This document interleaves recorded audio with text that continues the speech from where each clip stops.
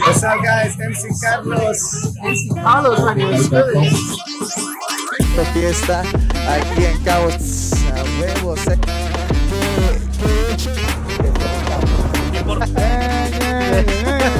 Y hasta una foto de plato donde quisiéramos del escenario. Lucas, he wants to know how.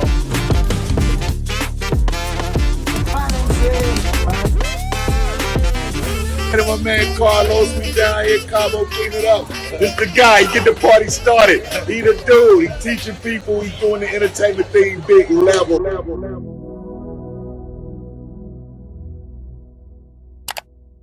Everybody, welcome back to the channel. Welcome back to the Mr. No Borders show. My name is Carlos Mariscal, aka known as Mr. No Borders, and we have another English episode for you guys. Remember, we're going to be switching off in between English and Espanol so everybody can enjoy, so everybody can see that just Los Cabos, you know, we're bilingual. Cabo is bilingual, and if I knew French, I guarantee you I can bring in some people that speak French here. So we're gonna keep it going. This time around, we have another guest, another musician, a great musician. I think Cabo is really blessed to have a lot of great musicians from out of Mexico that join us here, that come and decide to live a lighter lifestyle, but their talent is nowhere light. They're great musicians, and this time around we have a person that's been going around the whole country, the whole world. He's gonna tell us more about his story, all just playing the trumpet. The trumpet, not the sax, not singing, not the guitar, not the piano, the trumpet. And we're gonna find out how he did it. We're gonna find out why he does it. We're gonna find out a lot about this man right here that has worked very well in Mexico, has, you know, been with us here at No Borders Academy from the beginning. He was here for the first day that we opened, and you know, we're gonna have a great conversation here with Terry Townsend. Terry, how are you, man? Hi, Carlos. Thanks for inviting me. Thank you. Yeah, it had to happen. It had to happen. It took a little bit because I know you're always a little busy, but episode 11, we're here, and tell us how you been. Life is good. Life is Yeah. good. I love living in Mexico, number one. Mm-hmm. I love working with the local musicians here. They're fun, and I get to do things that I really had never done in the States or in Canada when I lived up there.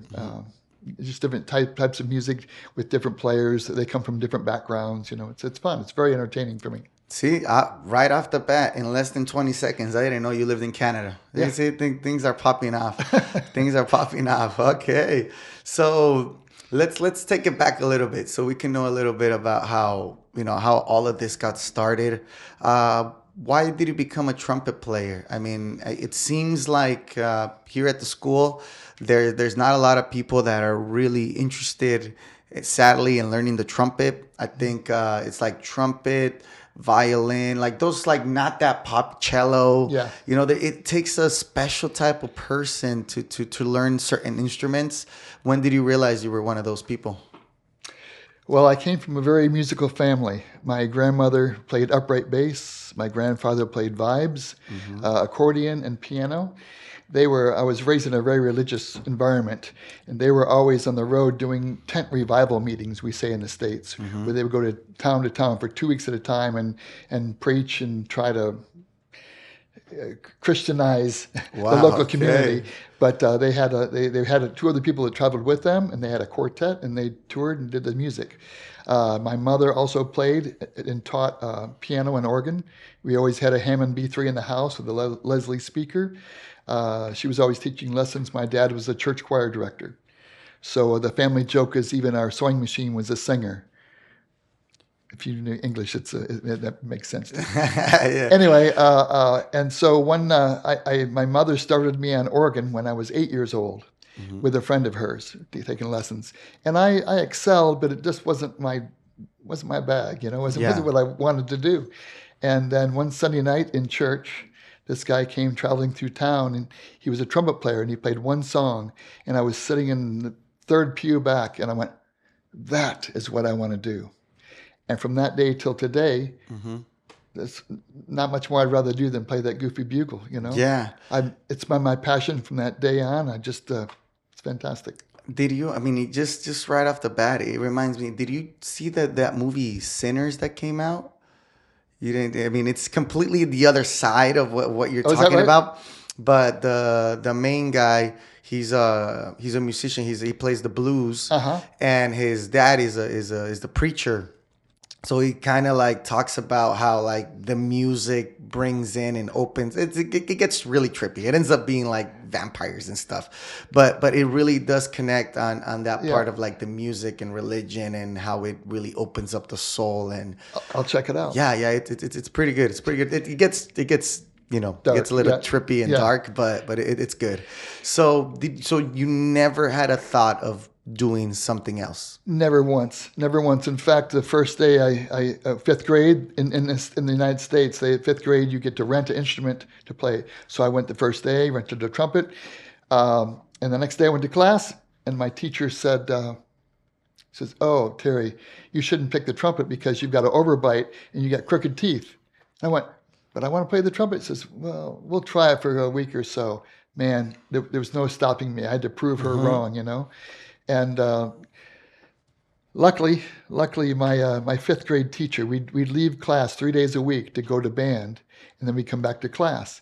And every day I would leave to go to band. When I'd come back, my teacher would stop the class and say, "Okay, Terry, play us what you learned today." He would just put you on blast. And I went, "Oh, this is fantastic." So then, So she tried to. Was it a good vibe or a bad? Like, was she trying to like prove that you weren't doing it, or was she trying to push you forward? You never. she was very encouraging. Okay, she was okay. she was trying to egg me on to try my best. So then I decided, well, if she's going to ask me to play some tunes, so I started when I got home. I would practice things to play for my class, Yeah. whether I learned it in my band class or not. I learned some tunes to try to impress her in the class because I had a stage. You know, Yeah, it's crazy. right off the bat. But it was so encouraging.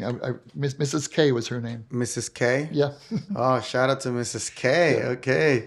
Yeah, I mean, to me, it's really interesting. I think that like we've had conversations before to my the music instructor, the teacher that changed my life, you know, Dr. Jack Poster, Yeah. trumpet player. So that's why I was like, oh, this is interesting because I don't know a lot of trumpet players that really, you know, made it through and just kept it going. Although I do have, I am pretty curious. How did you do it to not have to wear he used to wear like the strap on his neck because I don't know if what is that? Is that only for trumpet players from all the pressure or? No, there's two trains of thought with the strap. Some guys fight it. Some guys encourage it. Okay. The principal tuba player he doesn't play there anymore, but he was a Chicago Symphony. Okay. His neck got big when he played, and he encouraged it, and he embellished it. He worked it into his routine. I did the same. That's what I do. Okay. That's what I did. My neck got big. I hadn't at that time. I'd never heard of the strap. It's just called the strap. Well, or the brace, whatever. Okay. There's a guy in Nashville who was a very accomplished trumpet player in Nashville, and his neck started getting big kind of later in life, and so he had to clamp that thing down. To me, it's part of my routine, so I try to utilize it, and I try to, it's well. Okay. Yeah, there it is. Okay. Oh man. But it's just air. It's just yeah. air. So it's not like something that like it's not like medical or anything like that. I mean, nobody, he was the director, so as kids, we would just kind of talk and I don't think anybody ever asked him about it. We thought that if he didn't put it, he was gonna explode. Well, the train of thought here is if you lock it in one place when you go to play, you go ta. When you have it expand, there's a gray area between normal and full inflated. So you go ta. So there's an element. The reason they fight it is because the time it takes for you to expand your neck to play, which is a split second, but there's still a split second, you can miss a note because your neck isn't fully open to play the note that your mouth and all your things are all set up to play.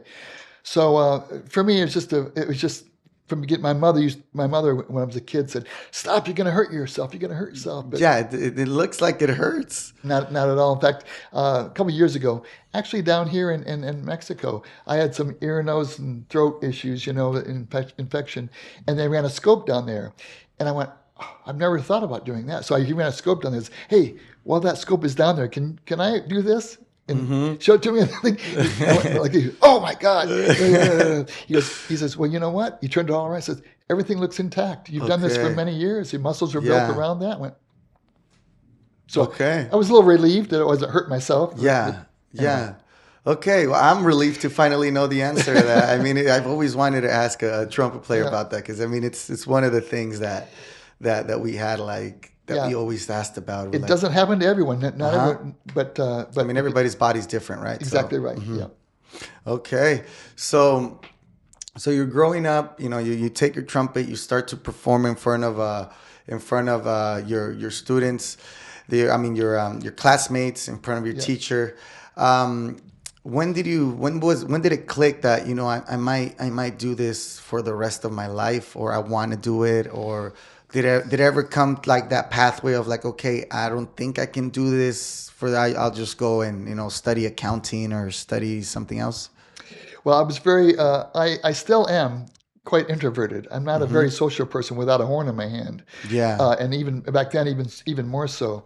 So when I was, in my normal life, sitting in class or whatever, I was just meek Terry, sitting in the corner, doing my work.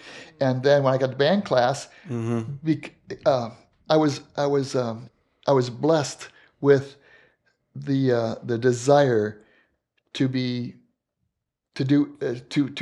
play anything I could hear, to be able to accomplish. So if I heard somebody do something in band class that day that I couldn't do, I would go home that night and I would not stop practicing until I could do what he did on trumpet. So I was very challenged by other players. And when I met a few other people that were kind of the same way, the sky's the limit. You're egging each other on. It's great. The peer pressure in school, that really helped me, and especially in high school. I had some great players in high school. Man, I learned so much from them, but I was challenged. I said, "Oh, if you can do that, I can do that. I can do that." And because I was able to do that, and I got to be the best player and received some accolades that egged me on, I said, I could do this. I could do this. Who was did you ever have somebody like that shining star that you were like, hey, this is the musician I look up to, this is the person that I listen to? Because YouTube wasn't around yet and all that, so like where did you get your inspiration from? Well, because I was raised in a religious home, the downside of that is I wasn't allowed to have any rock records or any pop records or any folk records. I couldn't even have jazz. Jazz was of the devil. That was Kind of goes with that movie I was telling you about. Yeah, you need to watch that. You need to watch it. I'll do it. I'll do it. Sinners. Yeah. But it was so I wasn't. I was not allowed to have any of that stuff. There was a Christian trumpet player that I had a couple of his records, and but there's really nobody that I really got into when I was a kid because I wasn't allowed to. I just went off peer pressure. And when I did hear, Rafael Mendez, which he's a Mexican, right? Rafael Mendez. Such an incredibly talented trumpet player, way beyond the scope of achievement for me. If I heard something, I could play it, except for when he did it. He was just such a monster player. But I did have a couple of his records that were more discouraging than encouraging because he was just so phenomenally talented, and I could not rest until I could do what I heard. So it was almost depressing to me. But so to answer your question, no, I didn't really have a mentor other than in high school. I was able to get Chicago records, a rock, and they had a horn section. So I kind of got into a whole different side, and I enjoyed that. And I had two great band directors in high school that were so encouraging. What high school was it? St. Petersburg High School in St. Petersburg, Florida. You just mentioned. Oh yeah, right. We were talking about your high school reunion. Yeah. That's in September. But I had two band directors in high school. One was a trumpet player full time. One was a saxophone player full time. They'd come in the next day really kind of wrecked. Because they worked late the night before till 2 or 3 in the morning. But they were so encouraging as teachers. Quick story. When my the trumpet player teacher, his name was Mr. Nicholson, Paul T. Nicholson, and Mr. Nick, when he realized that I was going to continue this and that I was going to try to become a trumpet player for life, he took me under his wing and kind of exposed me to a lot of things that no other kids were really privy to, because he knew that I had some desire and passion to make it go. He was playing the Barnum and Bailey Circus, and it's a 6 or 7 night run, and they carry a full band with like 3 trumpets, almost like a big band, and they play for the circus. And he snuck me in the back door. I sat down basically on my knees behind the bandstand, watching him play the parts, and my eyes were this big. Yeah. The guy was, first off, it's an incredibly difficult, challenging show, because you play 2 different halves of the circus event, and each half has music this thick. You don't play all of that. You play little simple, because you're going, and with one eye you're watching the director. He's watching the trapeze artist, going like da da da da da da da da da da da da da da da, and so the concentration factor, I was just blown away. And he's turning pages. You watch your sight reading music, because they don't rehearse. You can't rehearse all that music. So your sight reading music, and you got a microphone right down your bell, and you're playing to a house of maybe 1,000, 2,000 people, big arenas, and in this case it was a big arena, and I was blown away by him doing that and just exposing me to that. It's incredible.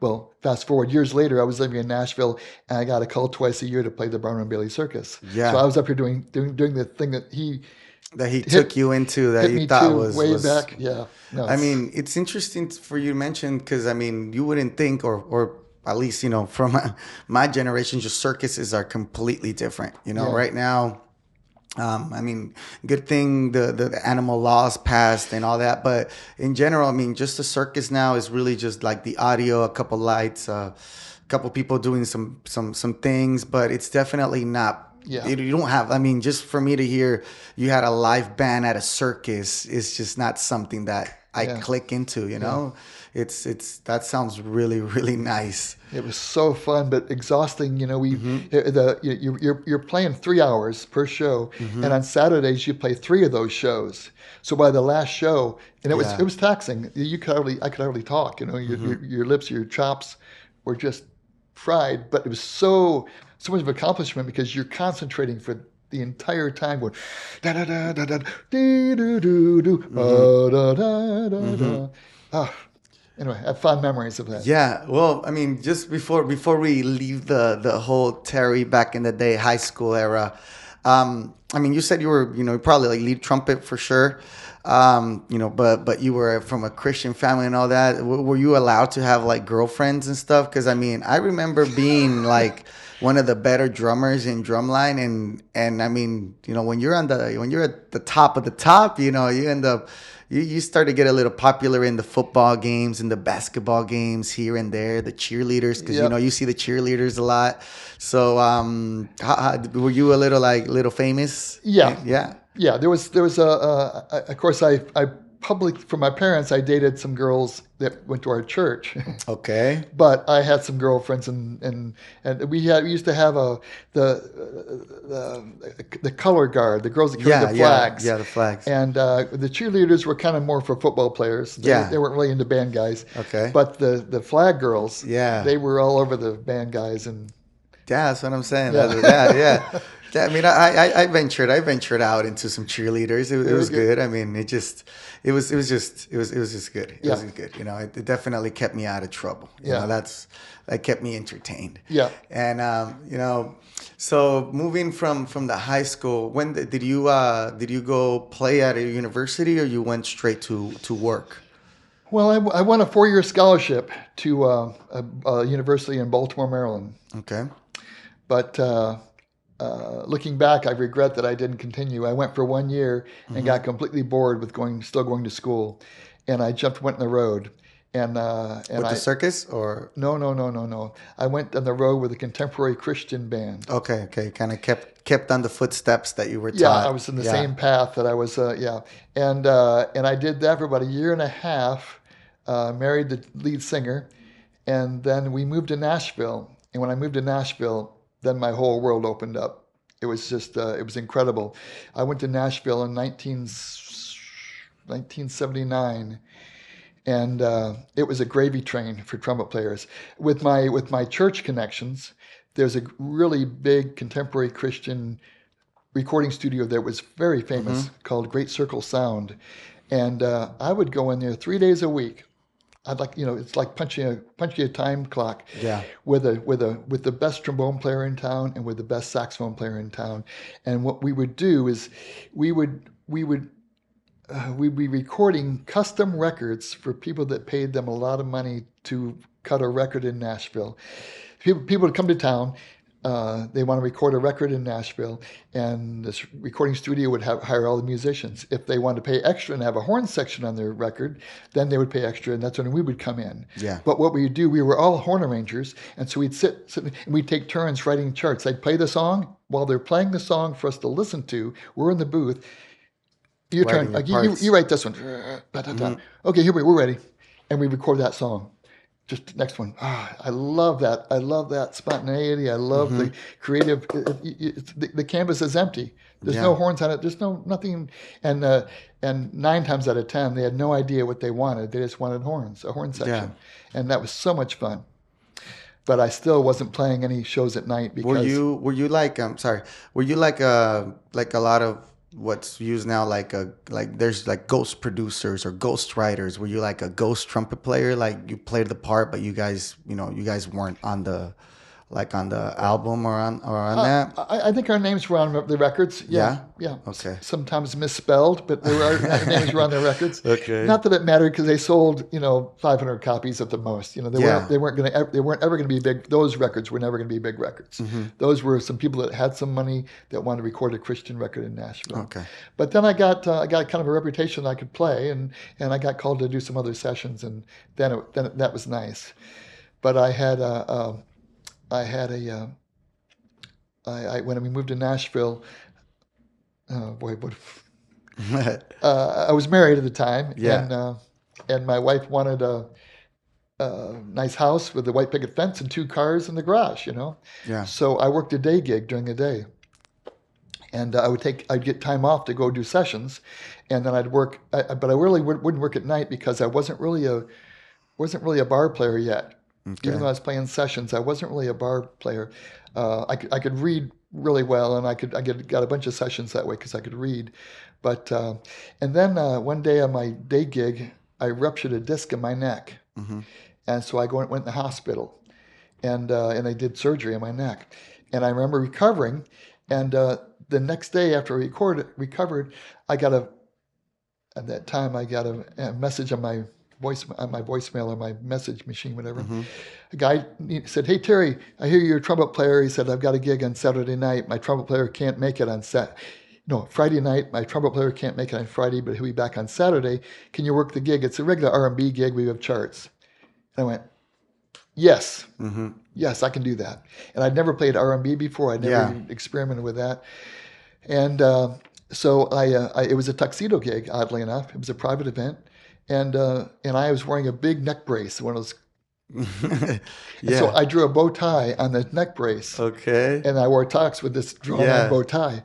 And I played the first night, and I love that music. Oh, it was Sam and Dave. It was all the old Blues Brothers tunes. That was your first taste of it? My first taste of it. Yeah. I went, oh, I love this.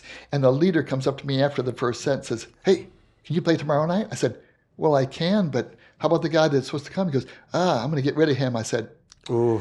I said, "No, I don't want you to do that. Number one, Nashville's a small town, Yeah. And I said, number two, I said, I'll tell you what, if you tell him the story, I'll split it with him. How about that?" So the guy agreed to that. So we split the next night, and then he was out, and I played all the rest of the shows. Okay. But that was my foray into that whole world of. Yeah, we talked about that a little bit with Dailene 2 weeks ago, where it was like. she was so worried about taking, like she's like, I hope I've never taken anybody's job. And I'm like, and I told her like, I don't think you should worry about taking it. I think they should worry about losing it, you know, because it's about like them not giving that same level of dedication as you know. Yep. But that was a good way to handle it. Like, we'll do it both. And then he saw the pressure. He was like, damn, I can't keep up. Or how was he though? Was he good? He was a good player, but I was so green to that music, and you were young, you were hungry. I loved it. I loved it, Yeah. and I wanted to play more music like that. So I wanted to do it. Yeah. So you're at Nashville. How many cities did you go through before coming to Cabo?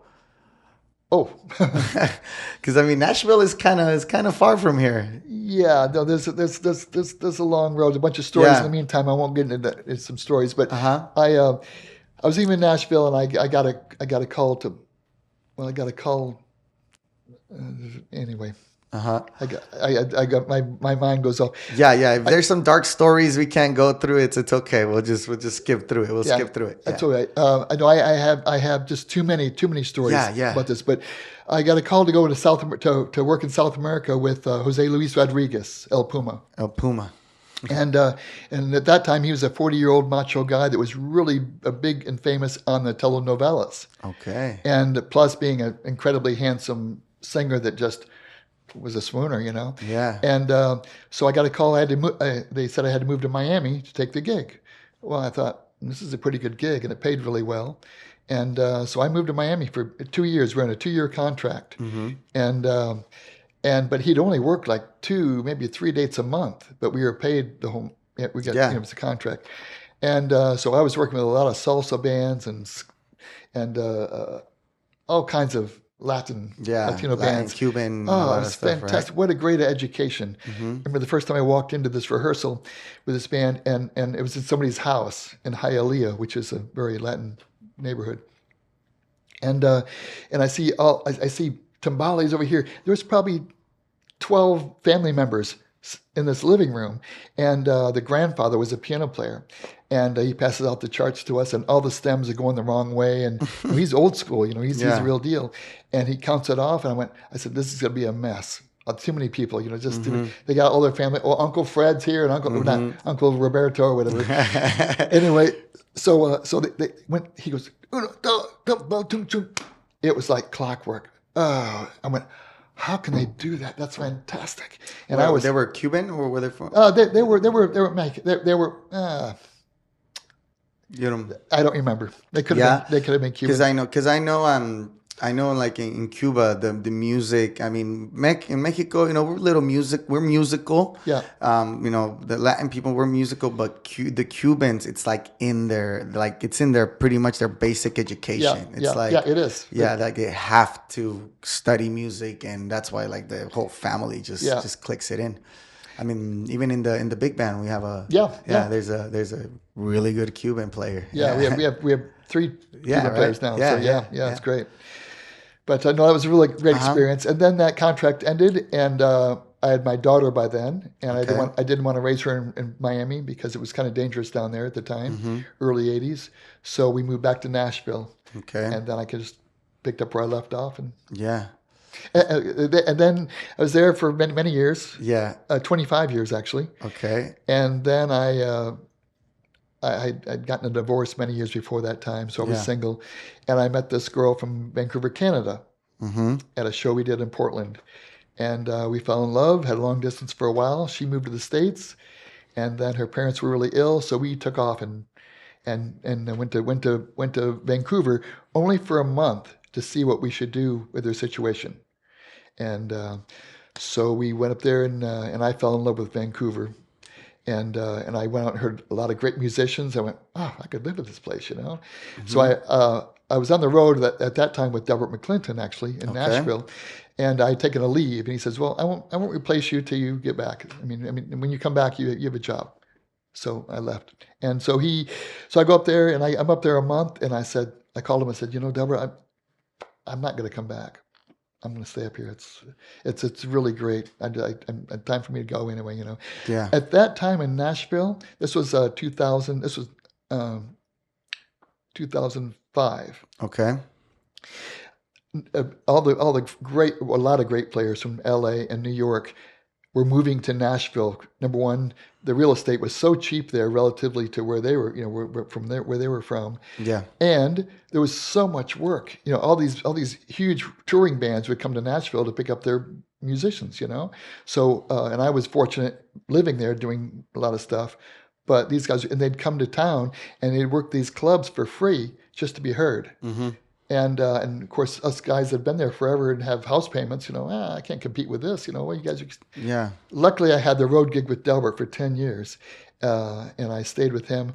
But I was ready to leave, even when I was with him. I said, the town's become too overpopulated with trumpet players, great trumpet players. Yeah. So the market got flooded. It got flooded. Yeah. So it wasn't really fun anymore, and I moved to the door opened and I went to Vancouver, and there's a guy up there he's a guitar player. His name is Colin James. He's a very famous Canadian rocker, and he had a good friend of his he grew up with who was a singer songwriter in Nashville that I used to work with.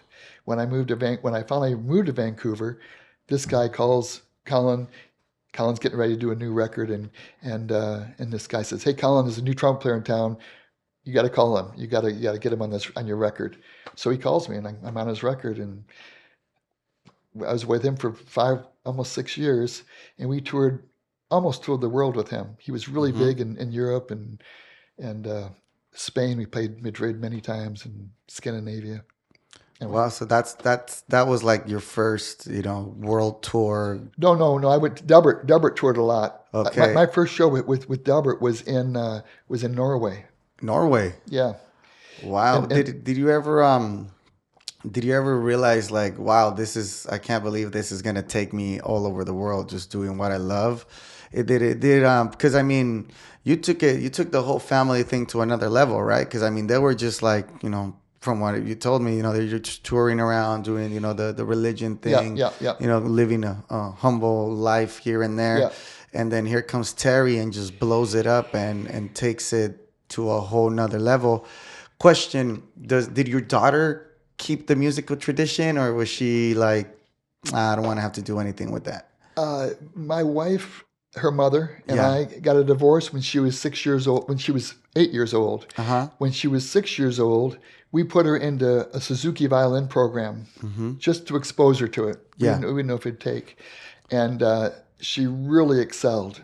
In fact, to this day, she just turned 43.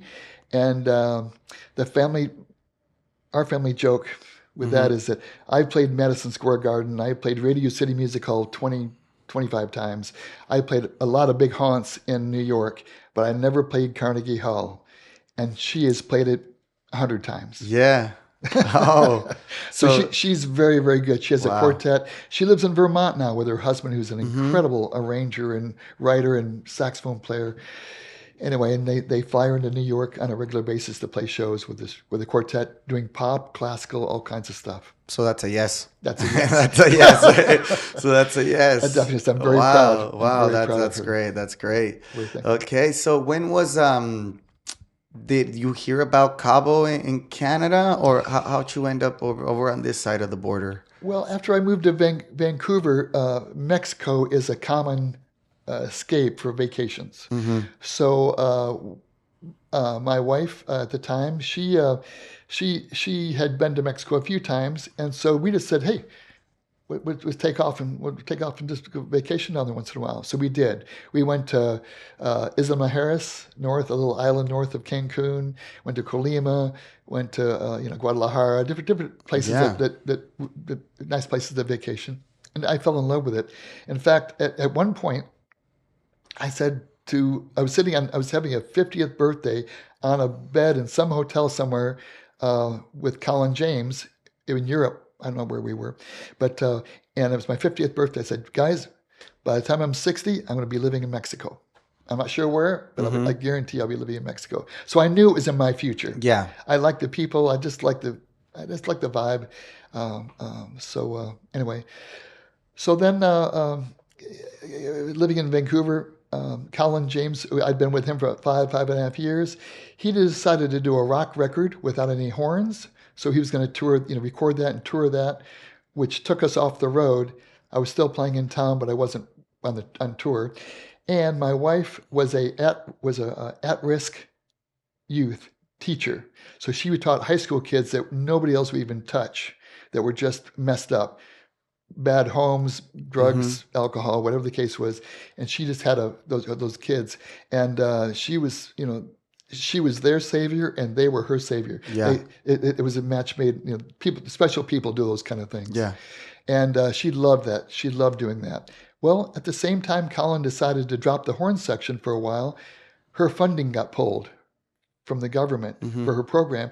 And they said, well, you can be a regular teacher. Well, she didn't want to be a regular teacher. Yeah. She was in a whole other world. And so we had already discovered La Paz. I'm just on a whim vacation. And I said, hey, let's go revisit La Paz. Who knows? So we went down for another 2 weeks. And then kept coming down, went down 4 more times the next year. And every time stayed a little longer. Stayed a little longer and said, you know what, let's just let's do it. So we got back up there. We bought a special vehicle just to drive down there with all the stuff we owned that we wanted to save. And we made the big move, sold everything up there and came down. Wow. So it was just like, sometimes the life, it sets you up for it, right? Yes, exactly. It's just like, okay, her funding got pulled, the horn section got dropped, and it's like, okay, we're not getting held back by anything. Let's go check it out. That's exactly right. And how did your reputation precede you out here? Like, for example, the album that won a Grammy that you participated in, all those tours, like, did you wait for people to find out about it? Did you talk about it? Did you want to just like kind of just be a regular guy? How do you usually work that? Well, I've always been very proactive. I'm not the best. I'm never the best trumpet player in town, but I'll go 100%. And I will give you more. I'll give you all I've got, and I'll be prepared. I'll be on time with cases. So I'll be a team player. I try to do all those things to make up for not my perfect execution sometimes. Yeah. So give me the question again. Yeah. How did you handle coming to Mexico and having all that under your belt, especially the participating in the Grammy. Well, I knew I wanted to play down here, and but I want to say make this point. There are so many expats and people from all over the world that come here, maybe semi-retire here, that are musicians, either full-time or part-time even, that are good players, but they come down here and they just start working, and that is not a good thing. It's not a good thing for the locals. Okay. So my point is, when I moved to town, I did not do one show here in La Paz until I had my official paperwork in order so that I could pay taxes. I wanted to pay taxes. I wanted to earn my keep down here as a musician, and I didn't want to take anybody else's job away. That's why I didn't pursue any Latin bands necessarily, because or Cuban bands or salsa bands. I didn't really pursue those because they had their own guys, and I didn't want to. Whether I was better than them or not, I didn't want to even try to get in their way. But I knew when I moved down to Mexico, I knew that I wanted to change my life a little bit. Yeah. I love playing in the big horn sections. I love doing all those arranging charts for those guys and for us and all of that. But I've always wanted to play jazz, but there was always great jazz players in Nashville and in Vancouver. So I never even ventured out me playing jazz. Yeah. When I moved to La Paz, I said, now's my time. So I learned a bunch of songs. I got my head into it. I did play in Nashville. I did play in many big bands, big band jazz. In fact, my scholarship to my school in Baltimore was through a big band, Stan Kenton Orchestra, which is a very famous orchestra. He was their staff writer, heard me play. I won the West Coast Jazz Festival Soloist of the Year award. Yeah. Big deal. Anyway, so that got me. So I was always into jazz, but I never was a jazz soloist. I never was that guy. It sounds to me like you came down to Mexico not wanting to do what they did to you in Nashville, right? Yeah, I mean, yeah, like, yeah. you know, you have your gigs, you have all that, and then people start coming in with, you know, different objectives, and, Yeah. you know, it's good. And I think that that definitely gives you the result that you need. On top of that, you know, you just seem more interesting. It's like, hey, you know, everybody, I heard that he's here, and why isn't he playing? Or, oh, you know, so you move out here, you start to dig into the jazz thing. You're in Mexico now. You pretty much, what would you consider yourself, retired, semi-retired? Yeah, Semi or well, I considered my life retired, uh-huh. but I'll play till I die. Yeah. My plan. So I do consider myself retired. Um, That's interesting. You said you will play till you die. So would you consider that being a musician, you can never really retire from it? well, not if you still have your passion for playing. Yeah. And I still do. I learn songs. I practice every day. Yeah. I try to hone my craft, because if I don't, then I can't do what I want to do. Mm-hmm. And there's nothing worse. Knock on wood. I won't knock on that table, but Yeah. knock on wood. There's nothing worse than to get up there and start playing and realize, oh, I should have practiced more. I didn't. I needed. To, I don't know what the scale would be to go to that note. What should I do? I like to always. I practice whether it's 1 hour, 3-4 hours a day. I practice whatever it takes to where I feel comfortable that I can walk into a show. I don't care if I'm playing at a little restaurant somewhere, that I can do whatever I want to do within my capacity. You know. Yeah, I mean, it definitely it sounds very similar to like what and I keep bringing back Darlene into this because, you know, she's been singing for 50 years. Yeah. And it definitely sounds like that consistency that she said. She was talking about how I mean, I learned the song 100% until I have it in my bones. So after I know the song, then I can add whatever, you know, I bring to the table. And on top of that, you end up, I mean, when that's where it shows that you really do it for the music and not too much for the money. You know, it talks about it like that. You got to do something that you love, and then the money will follow. You know, so it's definitely sounds like you've had so many achievements, that you've had so many things, but always the music comes first. You know, the music, your skills, and that's really what makes it pop off. It's really something that probably doesn't get done much anymore because of, you know, the whole attention span, the whole everybody being on their phones, everybody, like, you know, companies fighting for everyone's attention, getting distracted by politics, by wars, by all of that. And I'm glad that it's mentioned here, and it's mentioned over and over by people that have succeeded to it, because like a lot of people think that, you know, somebody got lucky. And most of the time, it's not lucky. It's all hard work. It's hard work, or going the extra mile. If I can insert a story here, Yeah. I don't teach private lessons. Mm-hmm. I did in Nashville for a while, but I don't teach private lessons. But I will virtually or in person, I will help anybody that wants help in learning how to do something. Let me know. I have a real passion for helping people, because I had people that helped me when I was growing up. And my point is, I always tell, this is a story that I tell them every time. I always make sure they know. Mm-hmm. I was playing in a bar. This is after I started playing R&B and wasn't going to church anymore. And I was playing in a bar, and this guy at the end of our night, I was playing with this big R&B band. Guy walks in the end of the night with a suit all dressed up. And he said, Terry, he didn't say Terry, sorry. Mm-hmm. We finished our set. He walks up to the band and says, hey guys, there's a guy that used to play with the Rascals, Felix Cavallari. He said, he's just got 2 shows and he doesn't have a band. Can you guys back him up? Well, we had all heard of Felix Cavallari and the Rascals. They were a big name in the 70s, 60s, 70s. And we said, oh, we'd love to do that. So we were working Toledo and Chicago or something. I don't know where we were working, but it was 2 dates. So I go up to the guy afterwards. I said, well, does he want the horn section? He goes, "Oh yeah, of course. There are horn sections all over. There's horns all over their music." I said, "Great." I said, "Do you have any charts or anything, any reference?" He goes, No. You just wing it. It's okay. Just wing it. Wing it. Just fly. I don't wing it. Okay. I can wing it when I have to, Uh-huh. but if I have a choice, I don't wing it. So I went home that night and started writing horn charts. Like when you were back in the studio. I'm writing horn. Yeah. I'm listening to those records, the original Uh-huh. records, writing horn charts. I wrote horn charts for every tune there was. And the first rehearsal, it was like Felix. It's like I never left the band. You guys are just like we were in the recording studio. It was just incredible. Mm-hmm. They were so impressed with me writing the charts. And of course, I didn't ask, "Hey, I did a lot of work on those things. I want to get paid." No, Yeah. because for me, it was saving face. Yeah. And it was hoping for future paychecks, Mm-hmm. going on more work. Okay, fast forward, we did those shows and did a bunch of other shows with him the next year.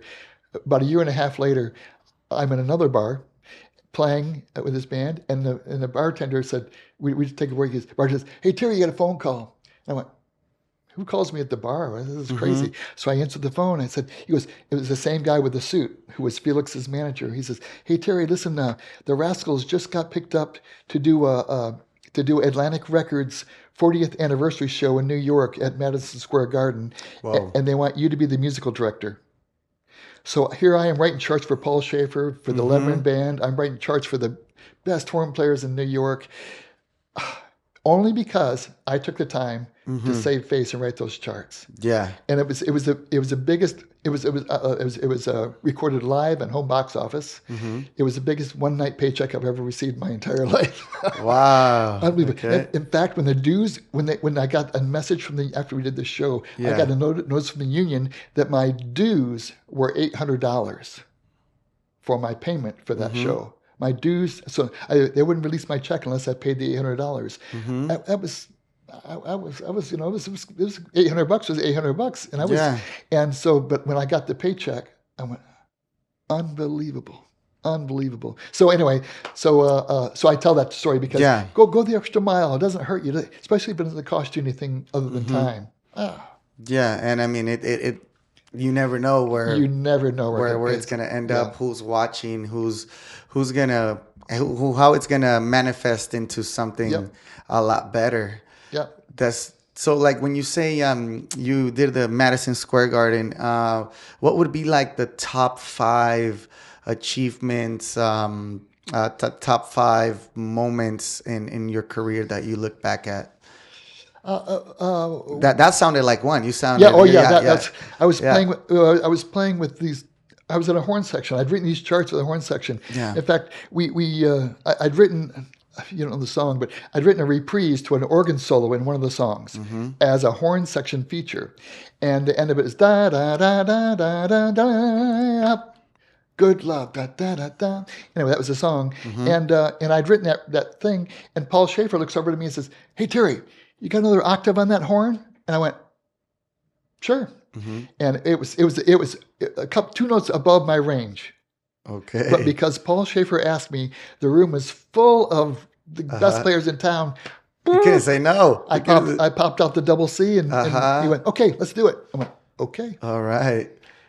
But just because You were challenged. I was challenged, to, in that, yeah, and I couldn't let Yeah. it down. But okay, let's see. Another one was I was touring with Jose Luis Rodriguez. He did a U.S. tour, which opened up in New York at Radio City Music Hall. Well, at that time, I'd not played. I was 22 years old. I was a kid, so I never played up there, and I never toured much. So when we traveled in smaller venues like casinos and things, we would use a 3-piece horn section. But when we played major cities, even that time, Caracas and Houston and anyway, a bunch of different cities I can't come to mind, we always sat in with a full 40-piece orchestra. So here I am at 22 years old playing with the Radio City Music Hall Orchestra. Now, what's so cool about that, and why is this such a special moment for me, is that the stage, the whole stage where the orchestra sits, the bandstand basically, is basically upstage. So it's behind the stage. Well, it starts 3 floors down. It's on hydraulics, and it slowly comes up. And Jose Luis sang two songs in English. One of them was New York, New York. Okay. So here we come. This thing's coming like this. The curtain's opening to a sold out house. And I'm sitting here, going, how lucky am I? Yeah. I got goosebumps talking about it. Yeah, that's what it's about. That's what it's about. Anyway, that was incredible. I just moved to Miami to take El Puma, the gig with El Puma. I was there for like 6 days, and I get a phone call from the musician's office because I transferred my musician's member. I was a union member. And they said, hey, Lena Horne, which is a famous blues jazz singer, Lena Horne's coming to Miami Beach for 12 nights. She needs a lead trumpet player. And I went, I've been here for 6 days. There's got to be 200 trumpet players in town that can blow my doors in. Yeah. I wonder why they would call me. I figured that my name was on the top of my paper was on the top of the stack. It says, need a trumpet player. Here, this guy. Let's call him. Yeah. Anyway, I got the gig. That's a very humble way to think about it. You know, I mean, it wasn't because of what I could do. I mean, most people would be like, they call me because I'm the best and this and that. I mean, that's okay. Anyway, the funny thing that happened in that show, which makes it memorable, is that what normally happens in these long runs, like 12 nights, you go early. You go like maybe 3 o'clock in the afternoon. You rehearse with the band. You play the show down one time. You don't rehearse again. You just come play the shows each night because you already played it. So we're on in this situation. The horn section's on stage. The whole band's on stage with her, and she's dancing in amongst us.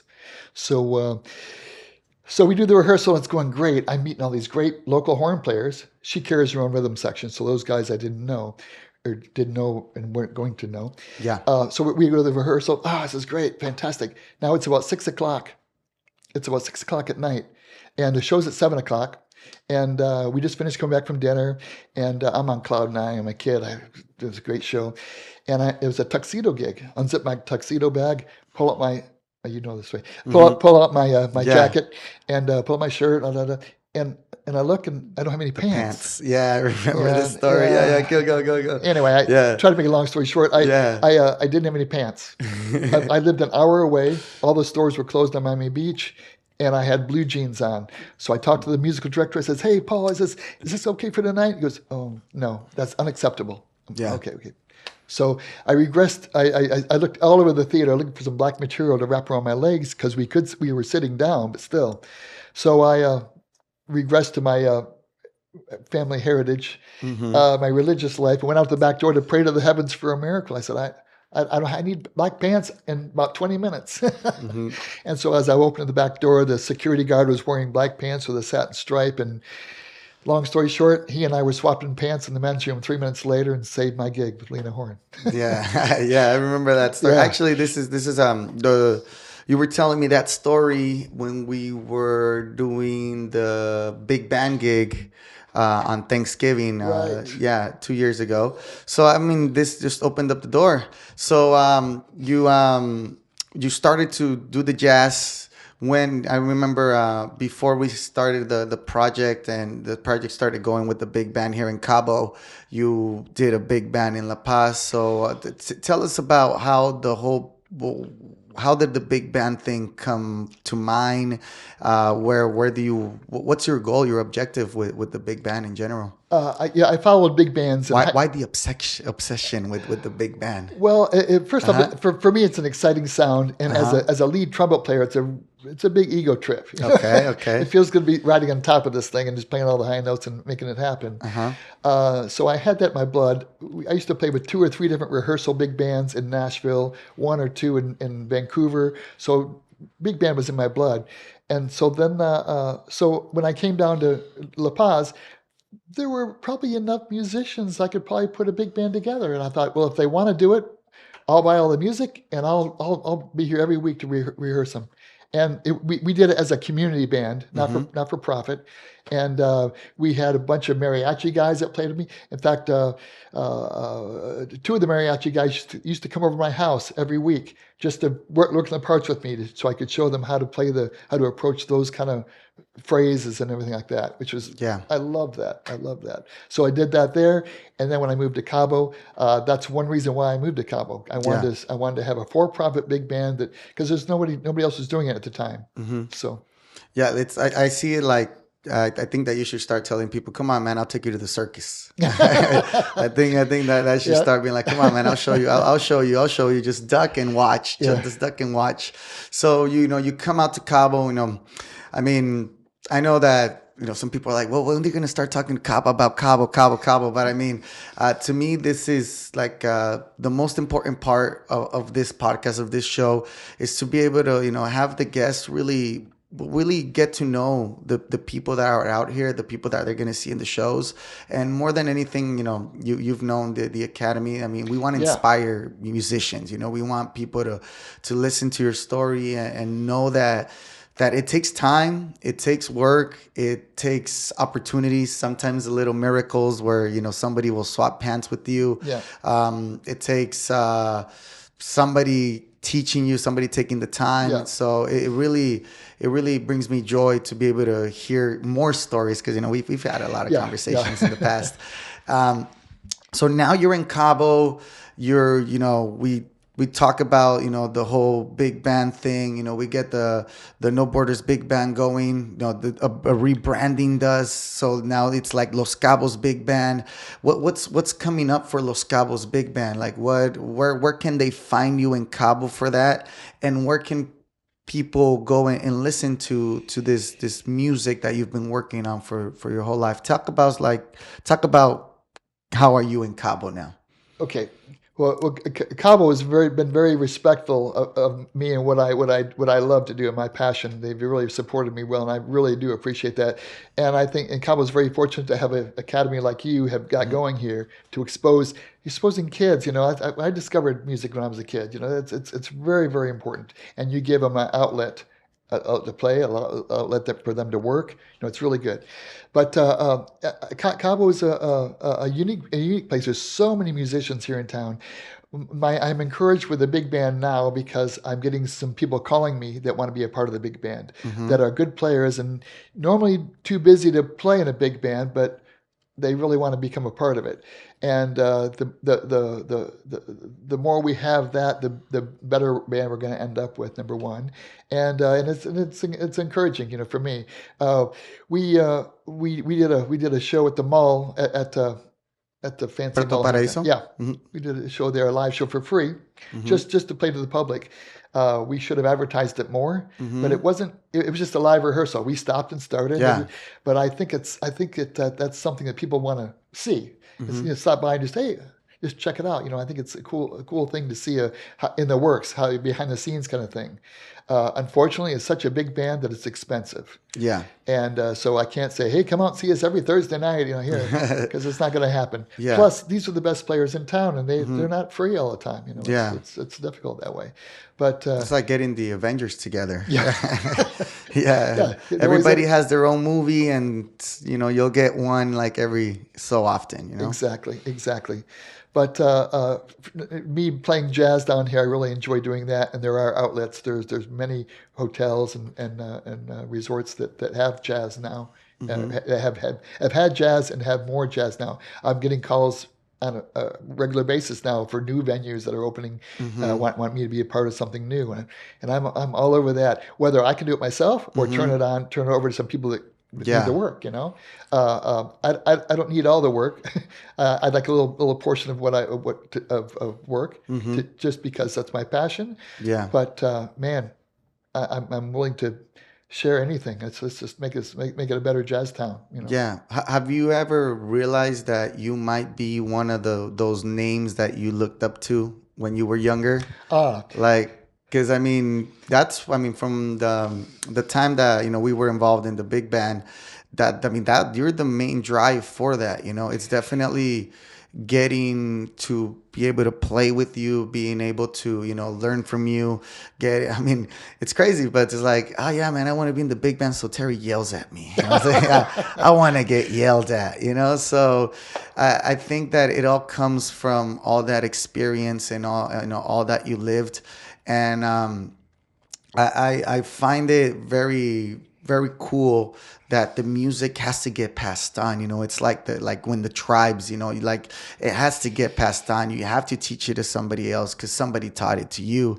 So is there is there anything that you, I mean, anything that you have, like an album or something that we'll be able to listen to, or that you feel that you're leaving for the new generations coming up in like 50, 100 years that you're not here anymore?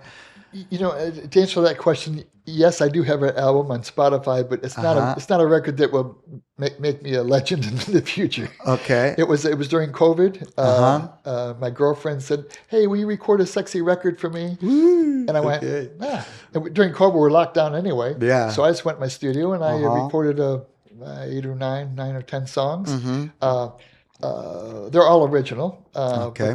but it turned out okay. It was my first foray. I can't say that word right now. My first attempt at doing a project by myself. I have been on hundreds of records. Living in Nashville, you get a call every other day. Yeah. Hey, I need 4 songs in this record here. Da, da, da, da, da, da, da. And plus my online arranging business, I get calls to put in records. I'll never see the record. I'll never see the artist. I'll ship them horns and Yeah. But it was the first time you doing it. for myself, and I'm proud of it. I feel like I played okay, but it's a easy jazz, smooth jazz kind of thing. Okay, like I said, you said like a sexy record. You said, right? Yeah, a lot of flugelhorn, a lot of muted trumpet. What's the name of it so we can? It's called Red Nights. Red Nights. So there's a few other Red Nights titles on Spotify, but I'm just going to Terry Townsend Red Nights. Okay. And you'll see a picture on the front of the cover is a picture of my girlfriend in a risque pose. Okay, all right. It was for her. And I mean, that sounds interesting. Like, I mean, I'll record it, but this is one condition. You're on the cover. You're on the cover. You're on the cover. Awesome. Well, Terry, is there anything that you would say to people that are thinking of really taking this music path, that are saying like, yeah, well, I mean, my family they weren't musicians, but I really want to, I would like to tour. I would like to live happy. I think that's the one thing that beats above all. And something that I didn't think about that we just said, like, I think that's like the biggest phrase I'm taking from this conversation is like, I'm gonna play till I die, because I mean, there's if you think like athletes, think you're not gonna play till, I mean, you're not gonna play football, you're probably not gonna play basketball, you're not gonna be able to, Michael Phelps swim like he swims, but the music, you can keep it alive with you, you can keep it going literally till you can't. Till you can't. You stop. So what would you tell somebody that's thinking of getting into this world?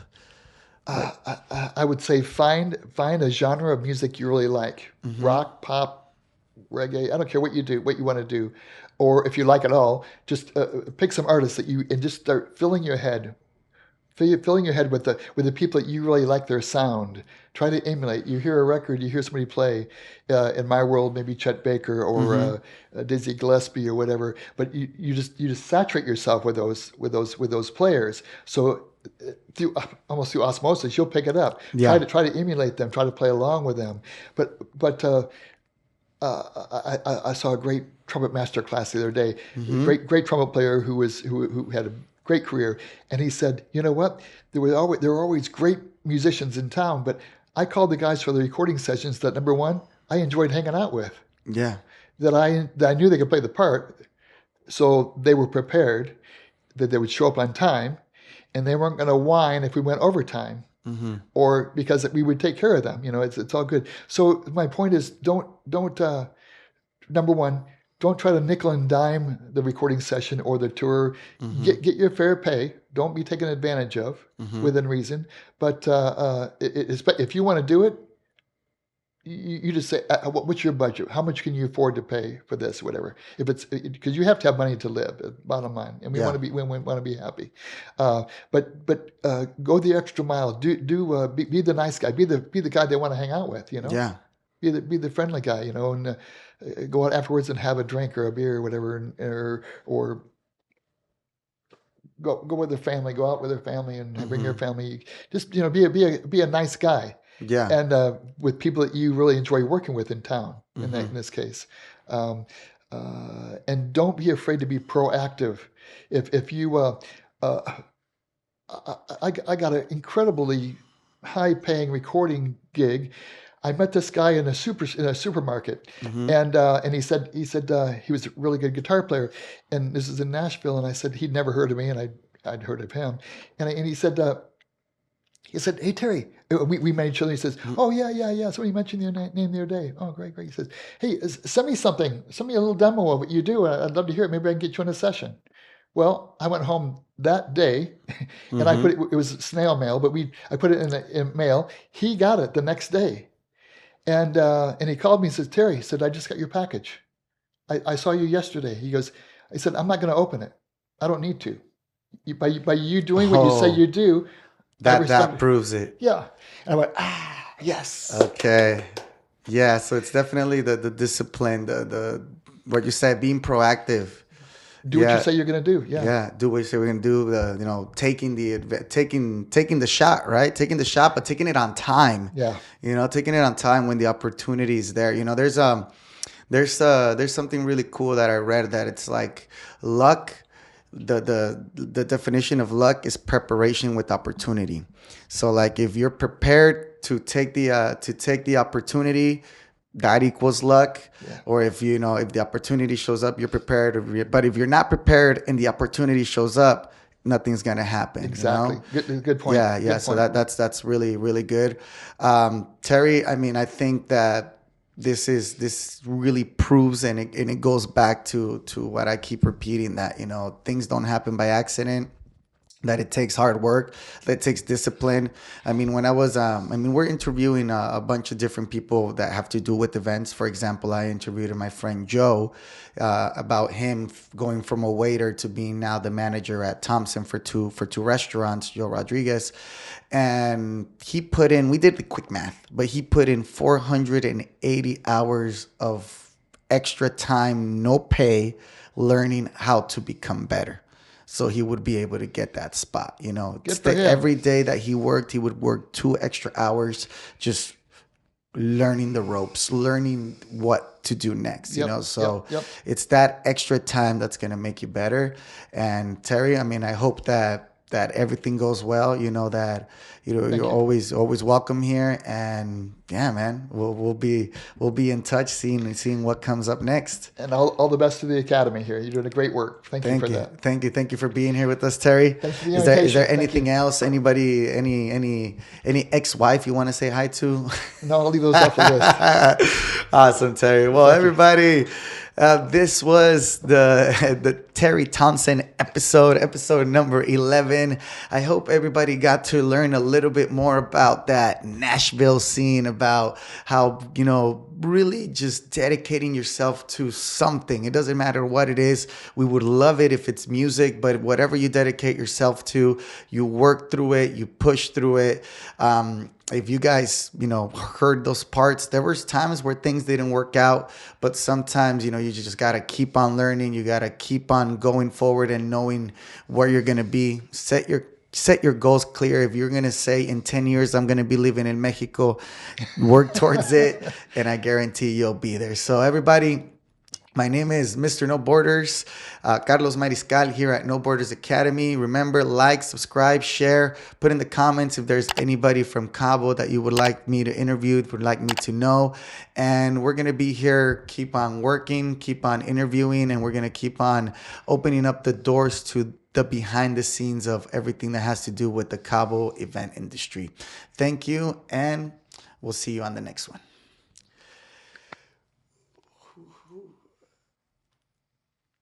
Okay.